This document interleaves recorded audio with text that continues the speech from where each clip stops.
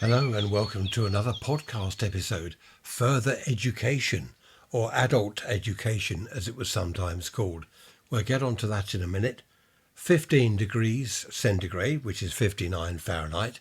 6:30, let me look at the clock, 6:30 in the morning. 68% humidity, so things are beginning to dry up a little bit. 1018 millibars on the barometer. So that can't be bad. I'm hoping the weather is going to improve from now on. Oh, and the wind. There is no wind. The flag's not doing anything, which is rather nice. Okay, who's ready to move on? We've got an hour ahead of us, or hopefully an hour. I know sometimes it's a bit short. That's because I don't want to bore you. Right, let's get stuck in.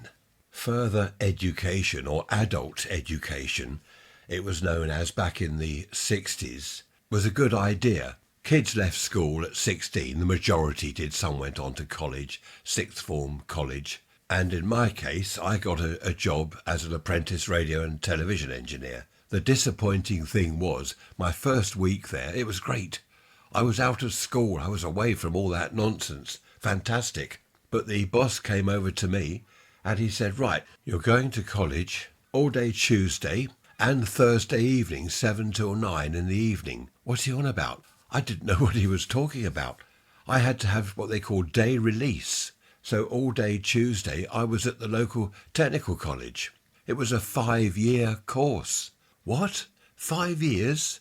City and Guilds course. One of the lads in the workshop said if he offers you another 10 shillings a week not to go to college. Well, he didn't offer me another 10 shillings a week. I wish he had, because, to be honest, in my case, going to technical college for 5 years was a waste of time.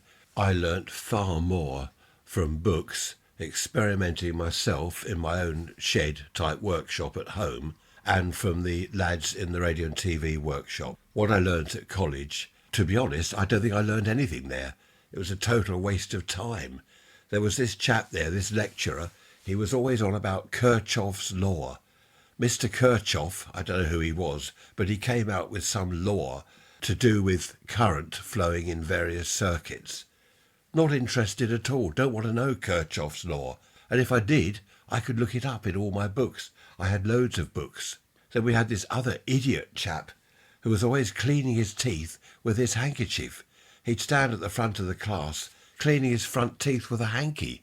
What a waste of time, what a total waste of time. But for certain people, it was great. Not in my class, none of us were interested in what he was talking about. We were learning more in the workshop.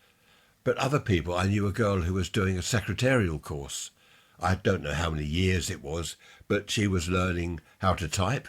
Shorthand, is it Pitman shorthand or something? Secretarial stuff, filing and all this business. And to her, it was really useful. She got herself a job at the end of it, and she went from there, climbed the ladder to success. Whatever success was, I don't know what she became in the end, but it was worth it to her to attend the college. I remember seeing other classrooms at the college. There was one in particular. I put my head round the door and had a look in there. People were bricklaying. Now that's good. They were building brick walls. These lads, it was fantastic to watch them. They had a cement mixer in there and they're laying bricks, building these brick walls. I don't know whether they actually let the cement set, because someone's got to take the wall down again. Presumably they would build the brick wall and the lecturer would say, yes, that's good or that's awful. And then before the cement set, take it all down and clean everything up. I don't know. Unless they had some form of magical non-setting cement, mortar mix, whatever, I don't know. And there was a mechanic class learning about car engines, how to repair cars and maintenance, all that sort of thing. There was cookery, mainly girls in there, but there were some lads in the cookery class. There were all sorts of courses that you could do.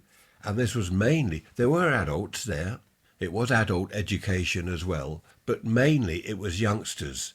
In fact, in our radio and TV class, we had a chap in his 60s. He used to sit at the back of the class and he was really interested. He took notes and all this sort of thing. And there's us lot, 16 years old. We're looking out of the window at the girls as they walk past. And this old chap, he was really keen. It was a hobby of his, electronics and all that, messing about with radios. As it is with me, it's a hobby. It was my living, but it's now a hobby. But good on him, I used to think. Yeah, good on him for going to college and learning a bit more all about it. There was one class, I don't know whether they still do it. It was it waitressing? They had a fully sort of equipped restaurant with the tables all laid out, just like an ordinary restaurant. We went there and you sit down and then these girls and lads, they were training to, I don't know what they were training to be, waiters and waitresses, I suppose. They would come round, take your order. You had to pay for it, it was a proper restaurant set up, but it was discounted. They would take your order and you order your wine and a glass of beer and stuff like that. They would serve the meal to you. It was really good. I quite enjoyed going there. We went there several times. This is years ago. I don't know how many years ago. I don't know whether they still do that. Probably. But it was good experience for them because they were actually serving members of the public. There were all sorts of courses. I remember seeing is it the prospectus? No, I don't know what it's called. This pamphlet with courses listed in it. But there were loads of things you could learn. You could go to college and learn all this stuff. In fact, the college is still there. Well, it's now become a school. The college itself, the tech college, is now out somewhere in Goring. It's a huge place. They've got a theatre there. I've been there. What did I see? Something by Joe Orton. The Man on the Stair or something. I don't know what it was. Anyway, it was fantastic. Going to the college, there were people there doing drama courses and things like that. So this further education thing was really good. It was an alternative to university. Now, back in my day, only the posh whiz kids went to university. People like me didn't go there. People like me whose academic skills were -10, or no, perhaps not that bad, 0, let's say 0.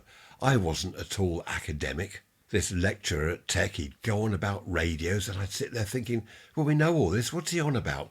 And we had to do a load of mathematical type equations and notes. You don't want to do all that, let's just fix the radio and get the thing working. Oh, no, we had to carry out tests and draw graphs and pie charts and goodness me, that wasn't my thing at all.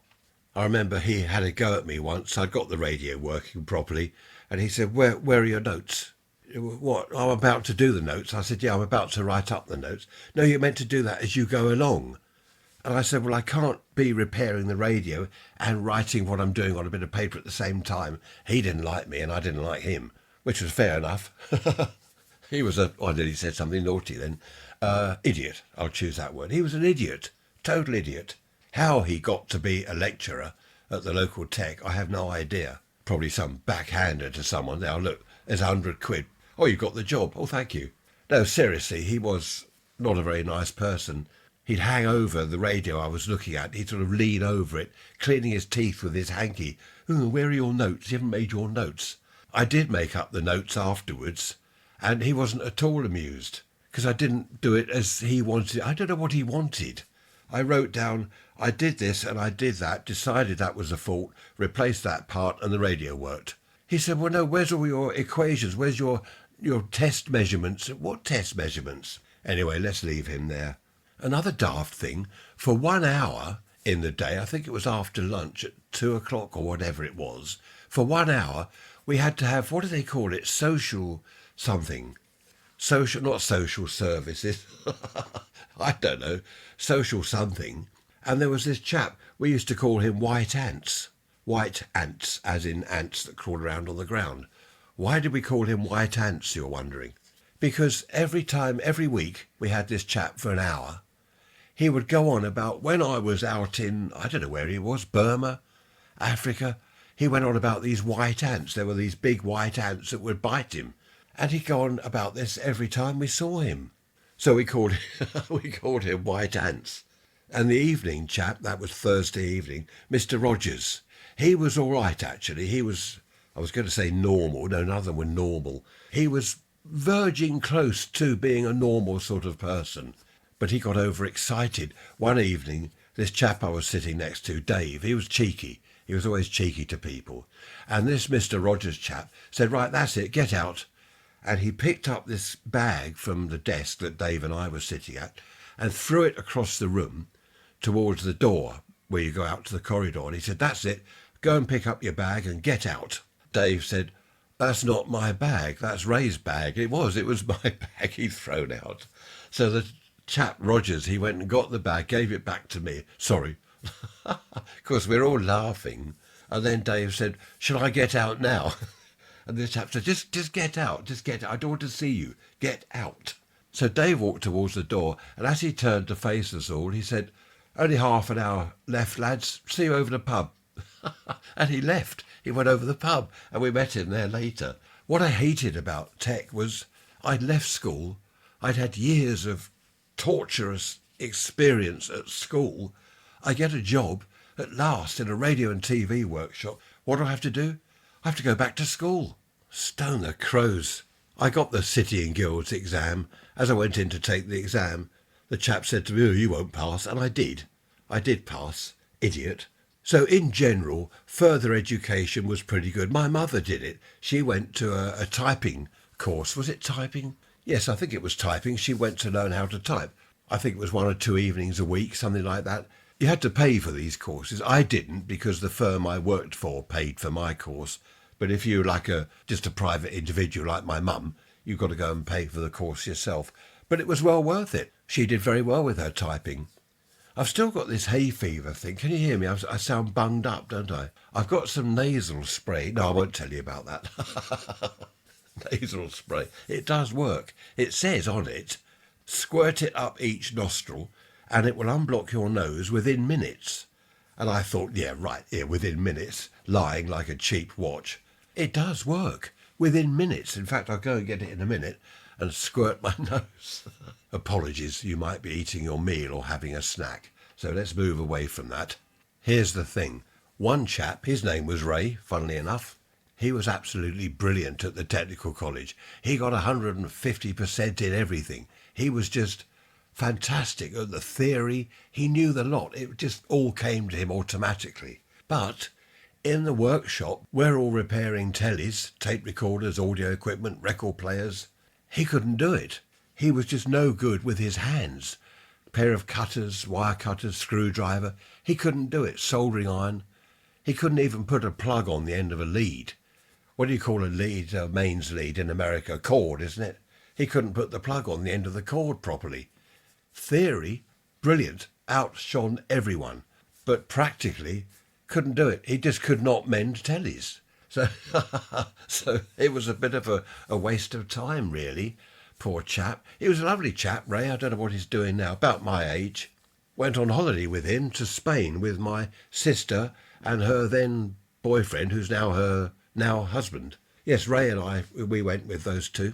And we had a great time, only for a week in Spain. That was 1973, I believe, or even earlier. That was the first time I'd been abroad. I don't think Ray was really a sociable type. We went to this nightclub and Ray was full length on this sort of couch thing, asleep. He went to sleep in this nightclub. There's dancing, drinking, loud music, and he's gone to sleep. It really wasn't his scene. It was mine. I loved it. We stayed there half the night. I loved it. But fair dues to him. You know, he came on holiday. He joined in. He always joined in.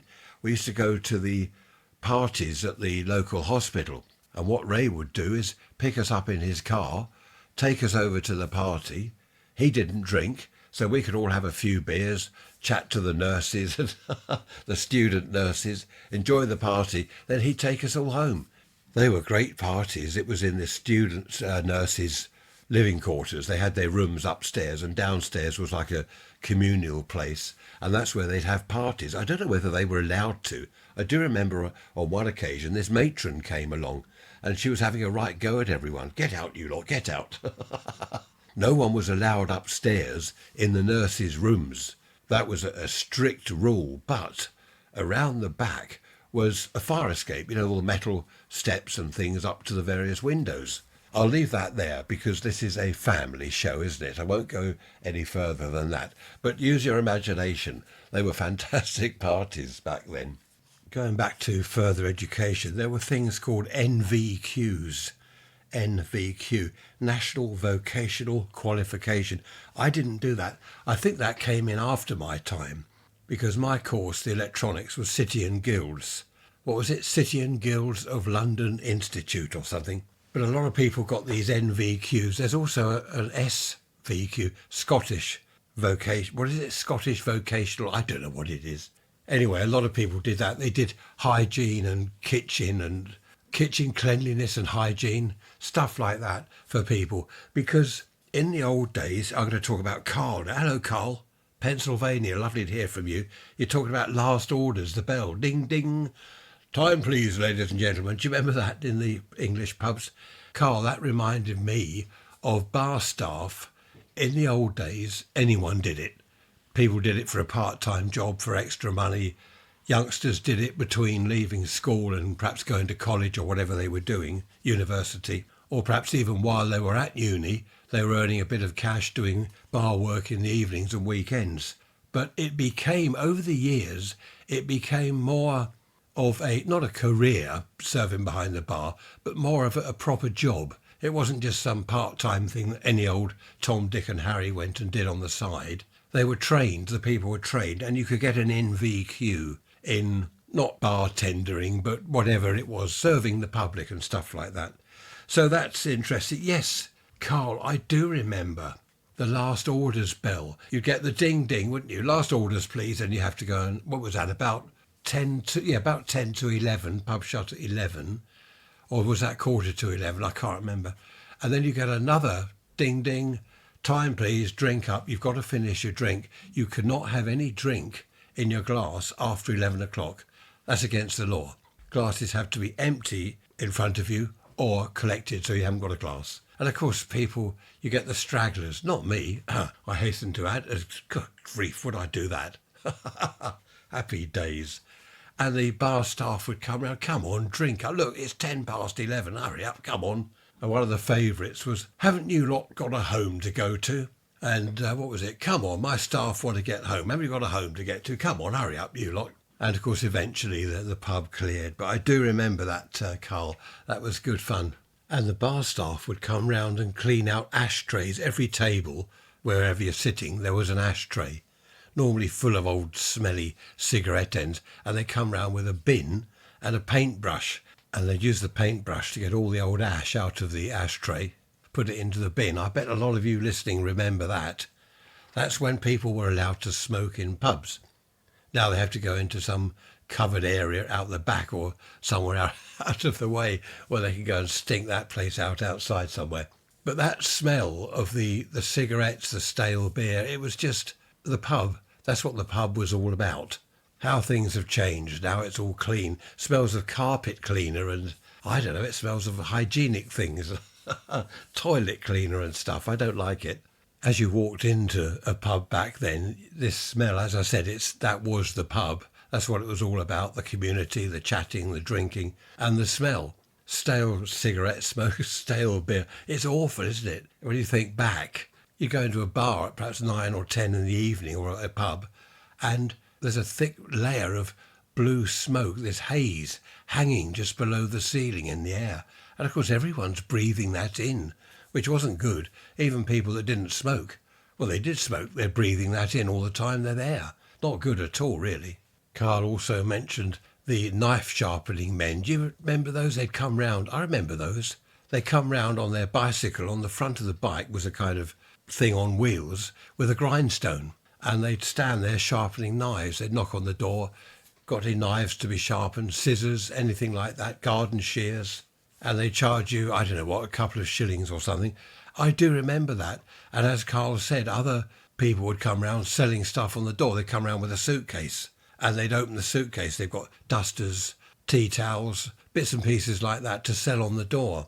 And one I remember most vividly, he was always round, or various people were round, selling Beck's Bissell carpet cleaners. Do you remember Beck's Bissell? That was quite a name back in the day. But they sold all sorts of things. They'd open a suitcase. You were never quite sure what you were going to see in there. Some had perfumes, various types of perfume. I suppose they must have sold something. Otherwise they wouldn't have kept doing it. Oh, encyclopedias, that was another one. The amount of times you get a knock on the door. Hello, I'm selling encyclopedias. Oh, are you? Thanks, bye. No, it's not good to be rude to the people. They're just trying to earn a shilling, governor. That's all, isn't it? Trying to earn a shilling. I remember getting a knock on the door. I'd have a look out of the lounge window just secretly have a little spy through the net curtains. And if it's a chap in a suit with a suitcase, he's wearing a suit, shirt, tie, and normally a hat. They wore a hat, and he's got a suitcase. You knew he was selling something, so I'd hide and pretend to be out. I do that now. No, I don't, do I? Of course I don't. Happy birthday to someone. Can't say who it is, where they are, or anything, but happy birthday. I can't say all that because of data protection and various other protection things, online security, cyber crime, all sorts of things like that. If you're not sure who I'm talking to, if you're thinking, is that me? Does he mean me? I'll give you a couple of clues. Max Headroom and the computer game Encounter. Do you remember Encounter? Happy birthday. Hope you had a great day. Hello, June. Nice to hear from you. June asks, did I have a national savings stamp book that's used for a post office savings bank, wasn't it? And yes, I did. You get this little book and what do? You buy stamps, you stick stamps in it, and then you can sort of redeem them for cash or something. There were various schemes like that. And I do remember going along to the post office and putting half a crown or 5 shillings or whatever, getting the stamps in my book. And later on, there was a building society passbook you could get. Do you know, back then, if you wanted a mortgage, you'd go into the building society and you'd say, look, I found a house, I want a mortgage. First thing they would say to you is, do you have an account with us? If you said no, then invariably, oh, sorry, no, you have to have an account with us. And I remember a chap, when I was about 18, he said to me, open a building society account. I said, what for? He said, I'll tell you, look, put money in it regularly. Try and put money either in each week or each month. And then eventually, when you want to go for a mortgage, you go to that building society and they'll say, have you got an account with us? Yes, I have. Ah, right. And they'll look back over the years you've been with them. Oh, yes, you've regularly put in money. You've been sensible. We'll give you a mortgage. Well, depending on your salary, your wages and whatever else. But that was a really good start. You had a foot in the door. If you have an account with the building society, that's it. You're well on the way to getting a mortgage. Now, back then, there weren't things like credit cards. If you wanted credit, it was called HP, hire purchase, called the Never Never, basically. And what that was, you could go in, put a deposit on something, then you sign a hire purchase agreement, so you pay so much a month, or whatever the agreement was. That was the only form of credit, that and of course a mortgage to buy your property. You could go to a garage, you could buy a car on HP, again you fill in the hire purchase form. But there weren't these credit cards like today. You could just go into a shop with a bit of plastic, buy what you want, it seems, which I don't think is a good idea, because back then, when I was a boy, in the good old days, if you couldn't afford something, well, you didn't have it in that case, unless you bought it on HP, but you had to be careful. You weren't allowed to go buying a load of stuff on HP. The bank manager, if you wanted a loan, he would look through your account, all the transactions. He'd ask you all sorts of questions, what you're going to do with the loan. Also, the building society, if you wanted to increase your mortgage, say to add an extension to the house, improve the property in some way, they would go through it with a fine-tooth comb. They didn't just say, oh, yeah, have 10 grand, there you go, that's all right. They would ask you exactly what it was you're doing. I'm having an extension built on the back of the house, and you were only allowed to spend that money on that extension. You couldn't, for example, borrow 10 grand, spend 8 of it on the extension and 2 grand of it on a holiday, which is what a lot of people seem to do now. Or buy another car or whatever. You couldn't do that. And they would check. They would go to the house and check that the extension is or has been built. I was asked recently by a friend, were there gyms back then, back in the old days? We had a gym at school, but were there gyms where you could either become a member or pop in and use all their facilities? I don't think so. I've been trying to think back. I don't think there were. The gym at school was all fully equipped with wall bars and ropes hanging from the ceiling that I could never climb. How do you climb a rope? I couldn't do it. Then the horse box, was it? And a long bench thing that we had to walk along. I couldn't get on with any of that. I wasn't made to be a sporty type person. But gyms, I don't think we had any. Possibly up in London or big cities there were gyms, I don't know, but not down here as far as I know. We had public swimming pools, and there were things like keep fit classes where I think mainly ladies went, and you jump up and down and swing your arms about and lose weight, supposedly. You do all that and then go and have a big fat meal and a bottle of wine.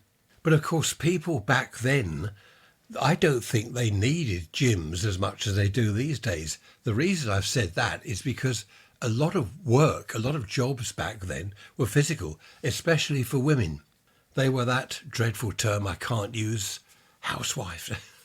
They were housewives. They were stuck at home. They had to do the washing. Monday was wash day. It's all physical, not an automatic washing machine. Throw it in and press a button and it's all done for you. It was all physical. Washing it, taking it out, put it in the spin dryer, rinsing it, spin it again, more water, rinse it, spin it, all this business, all the ironing, everything. Housewives not only did housework, making beds, changing beds, doing washing and all this stuff, cooking, cleaning, but very often because their husbands were at work all week, some of them Saturday as well, the chap only had Sunday, or perhaps Saturday and Sunday, that was his only time off. So he didn't have a lot of time for things like painting and decorating, gardening. Perhaps he could do gardening at the weekend, depending on the weather. And very often his lady wife would do these jobs. I remember my mother, I'd get in from school, she's on her hands and knees with a paintbrush, painting the skirting board. Or she's in the garden doing weeding, mowing the lawn, all these jobs because my dad was at work all day, every day. So it was all physical. People weren't lounging around in armchairs. I'm not saying they do now. Well, some do. But people weren't lounging around in armchairs. They didn't need to go to the gym to work out because they were working out most days anyway. Some men worked in offices, which wasn't at all physical, but I think the majority of men, they were out and about all the time. Plumbers, electricians, working on roads, building sites, all physical jobs, all moving around the whole time. And I think by the time they got home in the evening and had their evening meal, they certainly didn't want to start doing decorating, painting and all this stuff at home. And of course, bear in mind, if a family had a car, at the weekend, that needed messing around with. Plugs, points, all this stuff people used to do at the weekend, play around with the car. And the car needs cleaning, so that was washed. I remember it was mow the lawn on a Saturday and wash the car on a Sunday. I don't know why people did that. I didn't comply. I wouldn't mow the lawn until midweek, and I wouldn't wash the car at all. Do you know, we don't wash our car now. Honestly, from one year to the next, we don't wash the car. Isn't it awful? I shouldn't admit that, really. It rains. That cleans it. We did give it a clean. When was it? I think before we went to the Isle of Wight, back in May, wasn't it, this year? We cleaned it inside and... No, we didn't. I'm telling a lie. It was the boys. Do you remember? I told you the boys over the road. They knocked on the door. Do you want your car valeted, cleaned inside and out? 25 quid. So we said, yes, go for it. And they did a very good job. So I lied. I'm trying to take the credit for a clean car. It wasn't me at all. Those lads, they were brilliant. I think what we'll do is get them to do that perhaps once a year because they really did a good job. It looked like a new car when they'd finished. I've still got this funny sort of cold or hay fever or what it is. I sound different, don't I? Never mind, not to worry. Today we have blue sky. I've actually been in the garden. We bought a hedge trimmer, a lovely brand new hedge trimmer. Why? I'll tell you, we haven't got a hedge. That's funny, isn't it? A neighbour said, oh, that's a nice hedge trimmer. I didn't know you had a hedge. I said, we haven't. He assumed we had a hedge out the back somewhere because there's not one in the front. I said, no, we haven't got a hedge. And he looked rather puzzled. The reason we wanted a proper full-size hedge trimmer is because we've got in the front garden a load of plants that overhang, so I could just whiz along and cut those off. We've got a big camellia bush. In fact, we've got two, one out the front, one in the back. And it keeps growing over the drive. A friend of ours did it for us. He's got a trimmer and he did it for us last year. But it's growing again, so we thought we might as well buy a hedge trimmer. And also out the back, we've got honeysuckle that seems to want to grow right across the path, so you can't get down to the shed. So I've gone along there, whipped along with the new hedge trimmer and made a way to the shed. Honestly, it's like fighting through a forest. So it really is good. It's a portable battery type thing. But having said that, you see, in the old days, that would have been a physical job, not stand there with a machine going, good job done. I had to sweep up. That was physical. I was going to leave it for Trish, but she said, I hope you're going to clear that mess up. So I had to do it myself. In the old days, you had a pair of shears, do you remember? And if you did have a long hedge, it would take hours. You're going along with the shears, clip, clip, clip, clip, clip, clip. Whereas now a hedge trimmer, done right the way along the hedge within minutes. So that was all physical back then. Gardening was physical. We didn't have electric lawnmowers. There were petrol mowers, of course, but the majority of people with average-sized gardens, they just had a push lawnmower. So that's more exercise, isn't it? Then there was the coalman, the milkman, the baker, all these people that went round in their vans and carts, milk float and all that, especially the coalman and the dustman. We didn't have wheelie bins. They didn't wheel the bin out and the lorry would lift it up onto the cart and empty it and dump it back down again. They had to lift up these metal bins onto their shoulder. They had a big leather shoulder pad and empty the heavy bins into the dust cart themselves. Stone the crows, that was physical. I remember watching them and thinking they were big lads. Doing that all day, every day, they really did build up some muscles. So they didn't need the gym. And the coalman, what were those sacks? 100 weight. What's 100 weight? Is it 112 pounds? Ring some distant bell somewhere. But they'd get it off the lorry and put it on their back. Goodness knows what their backs were like as they got older. I bet most of them had back and neck trouble, all sorts of trouble. But they didn't need to work out at the gym. I have been to the gym. Tricia made me go once. And I went on this bicycle machine and various other things. I hated it. I really did hate it. It doesn't suit everyone. I would far rather go for a walk or perhaps do something physical in the garden, digging holes or trenches or whatever for runner beans and I don't know, just things like that. I don't like these treadmills. Tricia's got a treadmill in her gym down the garden, in the shed. She calls it the gym, but it's a shed really. And she does miles on that, kilometres and kilometres on this treadmill. I would rather go for a walk around the roads, look at people's gardens, look around, enjoy the view in the pouring rain. No, not really. I have tried the treadmill. I can't get on with it. It's boring. I'd rather go for a brisk walk and get my exercise that way. Just thinking about jobs that men did, they were road sweepers.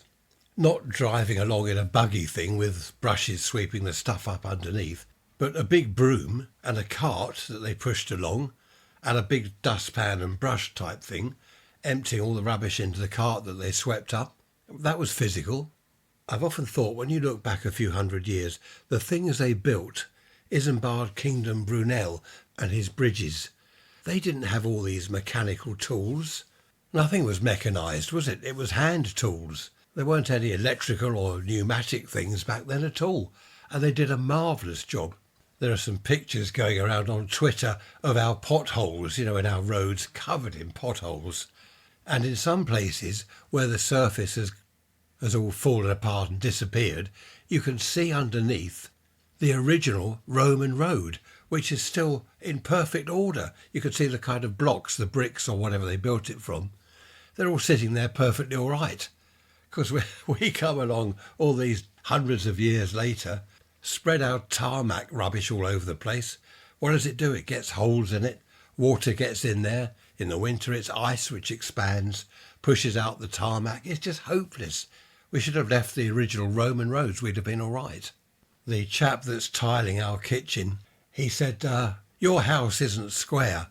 I said, well, of course it's not. It's over 100 years old. He said, I like square houses where the walls are square. Nothing's square here. In fact, when we had the new windows at the back of the house, the double glazing, the chap fitted this window and he said, your wall is an inch out from the top to the bottom. He said, I'll have to cut the bricks to level it up. And I said, no, don't do that. Just put a bit of that angle type PVC stuff over it and hide it, which he did. And it looks perfectly all right. We don't want the bricks cut. Nothing is square in our house. We live in a crooked house. Was there a thing, the old man that lived in a crooked house? I can't remember. I think I've said many times over the years to you that I don't like modern houses. What do they call them? New builds. What is a new build? I suppose there's an old build and a new... Why is it a build? Why can't it be an old house and a new house? That's how it was when I was at school. We didn't have new builds. We didn't have all this rubbish nonsense. No point in moaning about it, but you know what I'm going to say? I will. Nothing wrong with moaning, is there? My mum used to say, no point in moaning about something if you can't do anything about it. Which is true, but I shall still moan. Going back many years, we had craftsmen, tradesmen that were joiners, cabinet makers, carpenters. We've still got carpenters, of course, but nothing like back then. People made furniture. They made dovetail joints, you know, for the drawers and things. These days, machines do it. You stuff your end of your wood into this machine, pull it out, and it's done all the dovetail joints for you. So you don't have to spend hours doing that. Again, it's taken away all the physical stuff. Look at the days before chainsaws. What would we do without chainsaws? Do you remember the big, huge, big saws with a huge handle at each end, a man at each end, and they're going back and forth through a huge tree trunk, and they'd be there for hours. Talk about physical exercise, stone the crows. That must have kept them fit. Coal miners, look at any miners, down in the mines, chiselling away, hammering away. They did in the end have pneumatic tools, didn't they? Pneumatic drills and things. Do we still have coal mines? I suppose we must do somewhere. Or have they all been closed? I don't know. I think they have a lot of coal mines in China. We closed ours and then we buy coal from another country. Does that make sense? I've just heard we're not doing this gas fracking. You know, in America, you frack your gas there, get it out of the ground, don't you? Shale gas, is it called? Well, we were sort of thinking of doing that here because apparently we've got a lot of gas.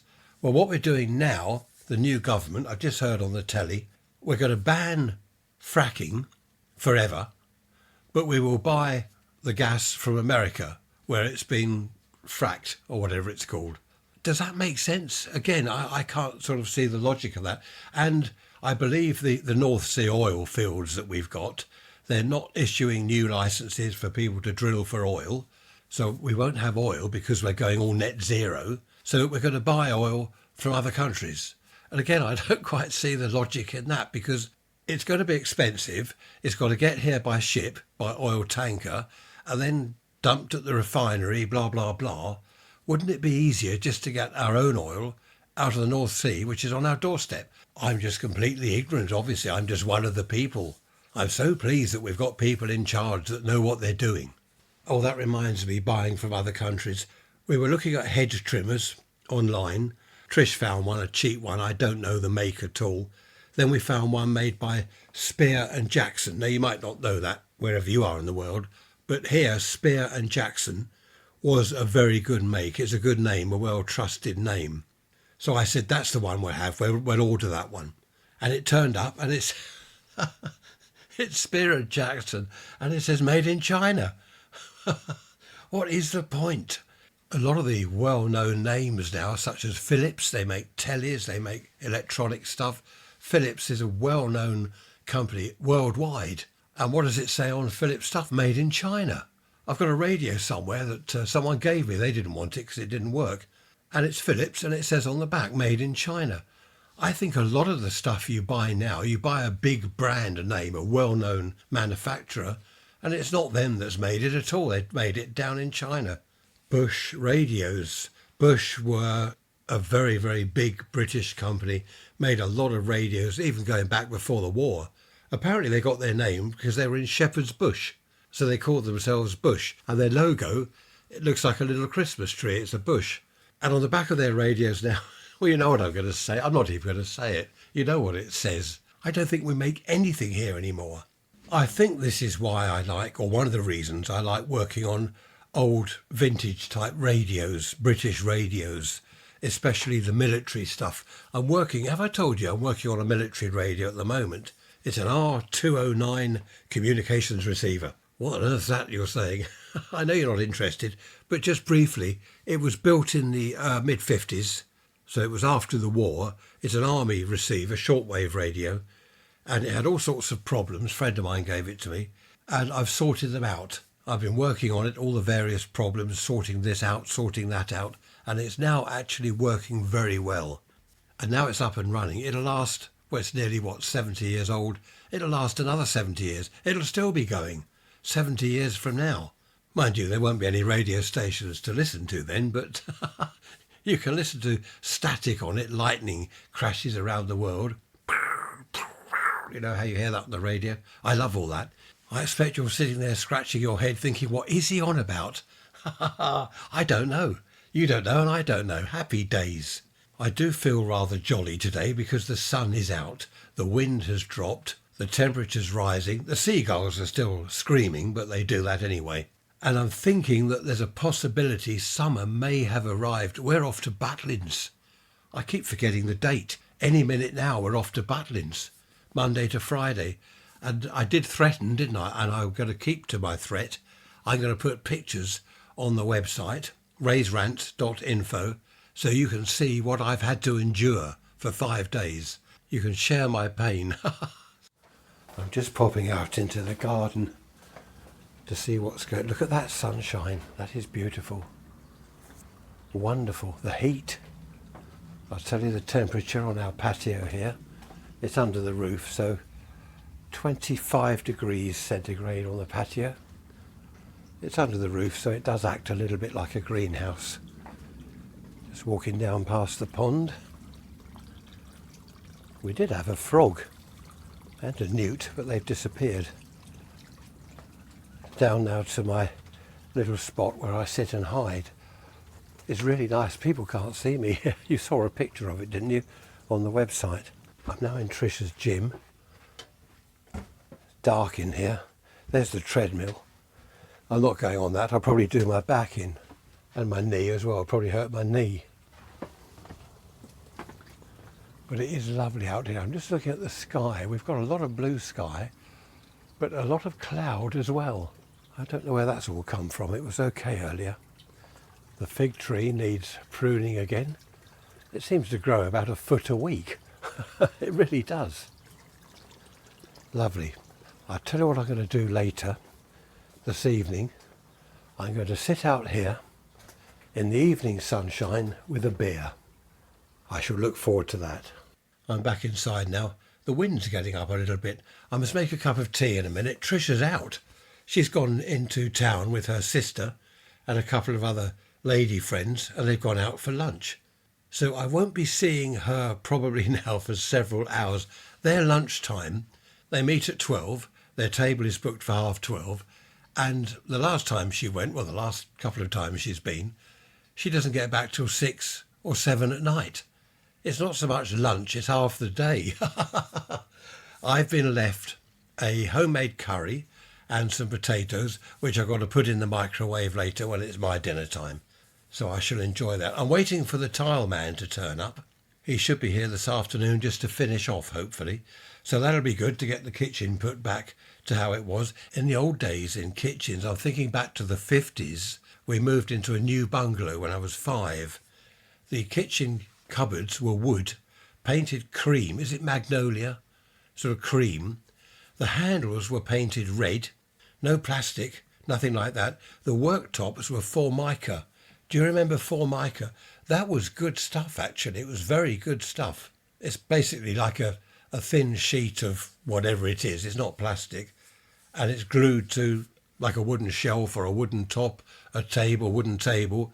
The table was Formica. The worktops around the kitchen were Formica. It was very easy to clean. It was really nice.